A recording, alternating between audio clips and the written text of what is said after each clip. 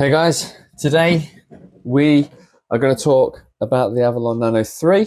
Let's get right into it.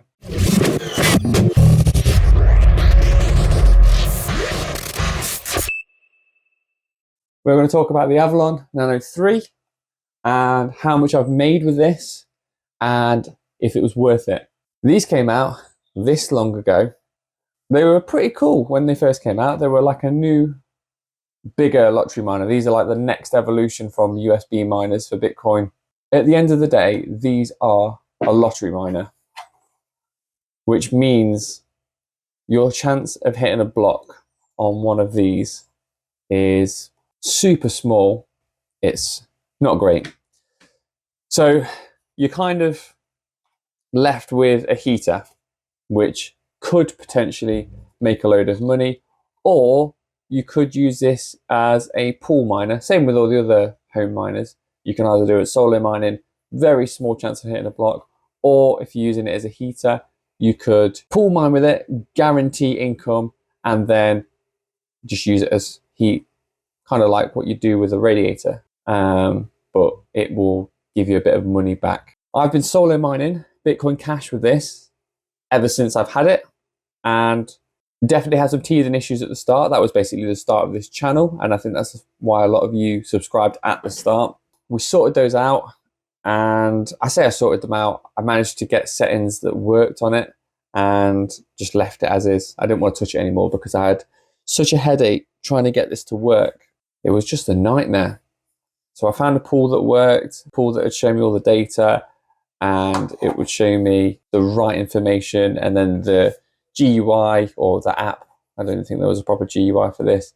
Just let all the settings go through. So I was mining on Lucky Monster for the past year, not hit a block. Not saying at all that that's pool's fault or the miner's fault. It's just the chance of hitting the block's stupid low. So that is what it is. But we will be moving this over and actually potentially making some money on BitcoinII. We won't be making profit. It won't be probably profitable, but it will be more profitable than if I'm solo mining on Bitcoin or Bitcoin Cash, because the hash rate is still very, very low on BitcoinII.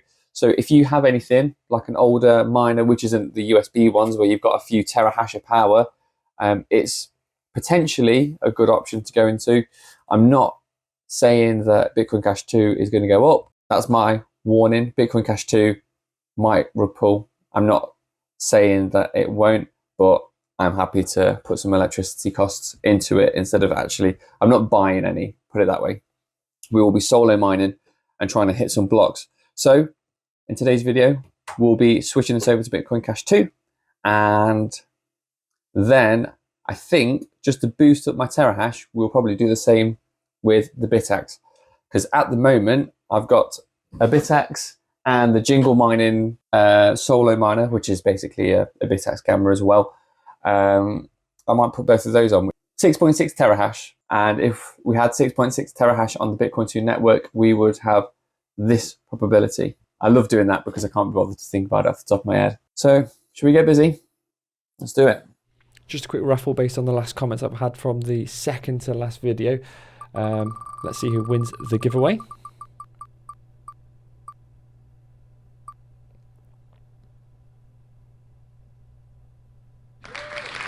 Littlebox 4836, I'll drop you a reply on your comment and send me an email and we'll get this to you. This Avalon Nano, this is the GUI and this is how it's performing, and everything's been going good. It's not died on me, which I think a few other people had that happen, but it was like a first product by Canon as a home miner of what it is. I think there's been improvements on the 3S.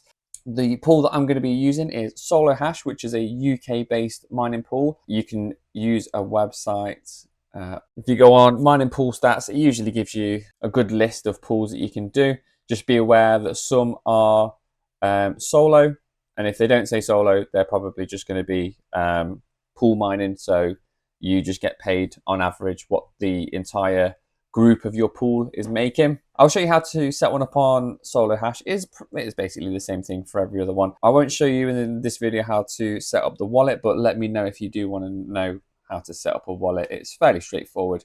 So go to get started. You can use this for Bitcoin. They've currently got one for Bitcoin Cash. They've got one for Digibyte. And then we've got BitcoinII, which is the one that we are looking at. And we are going to be solo mining. So we want to make sure that we are mining and getting all the rewards for our blocks that we hit, compared to PPLNS, which is where you mine in a group. You've got a higher chance of hitting a block, but you will divide it by the amount of people mining. So your rewards are smaller, but they are more often. We want to copy the low difficulty one. If you've got, I don't know what is considered high difficulty. I feel like it's something like over 50 terahash or something. It's going to be a lot. If you've got a lottery miner, just low difficulty all the time. And then go to your device, go to configuration. This is my previous setup with Lucky Monster. So I'll just paste the new one in here.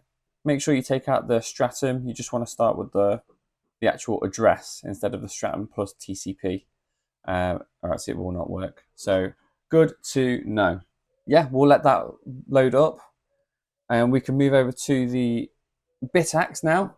So we will go to pool settings. Same again, don't include stratum plus TCP. And this one's a bit different because you have to put the ports in the port section.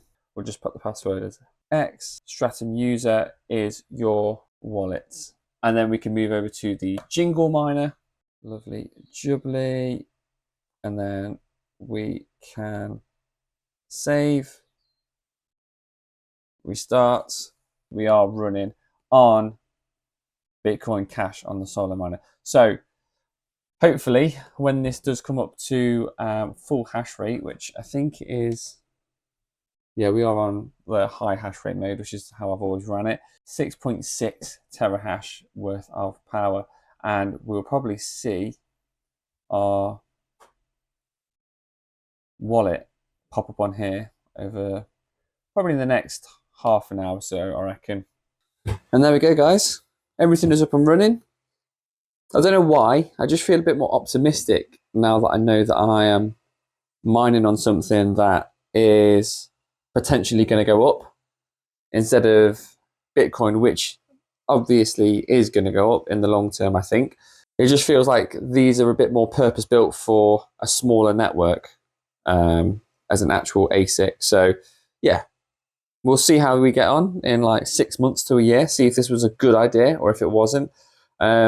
Before, these two were basically just pool mining because I was using them with solar power. So they were basically free. And I was getting about 10 cents of Bitcoin a day.